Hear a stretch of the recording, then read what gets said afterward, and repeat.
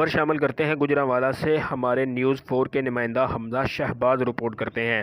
گوجرانوالہ کے علاقہ نوشہرہ سانسی میں صوفی محمد صفدر حسین صدیقی نقشبندی خلیفہ مجاز استانہ عالیہ ہزاری شریف کی رہائش گاہ پر آفتاب علم و حکمت حضرت پیر علاء الدین صدیقی رحمۃ اللہ علیہ تاجدار نیریاں شریف اور حضرت الحاج حضور قبلہ پیر محمد بشیر صدیقی رحمۃ اللہ علیہ کا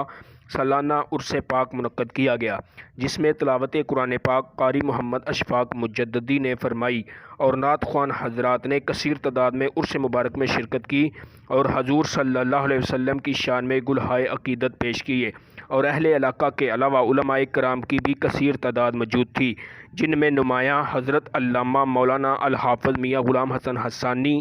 بانی ادارہ پیغام قرآن و سنت، حضرت علامہ اللہ دتا نورانی، حضرت علامہ حافظ ندیم کیلانی، حضرت علامہ قاری نعمت اللہ باروی، حضرت علامہ قاری ناصر محمود چشتی اور استاد العلماء حضرت علامہ حافظ محمد یونس چشتی نے خصوصی شرکت کی،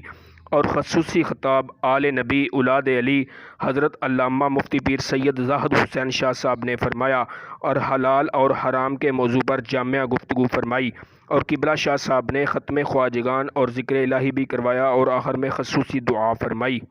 کی جو بنیاد ہے وہ رزق حلال ہے۔ سبحان اللہ۔ اللہ کے رسول صلی اللہ علیہ وآلہ وسلم نے ارشاد فرمایا، ایک شخص لمبا سفر کر کے کعبۃ اللہ میں حاضر ہوتا ہے، سین حرم میں کھڑا ہو کر کے غلاف کعبہ پکڑتا ہے اور لمبے لمبے ہاتھ کر کے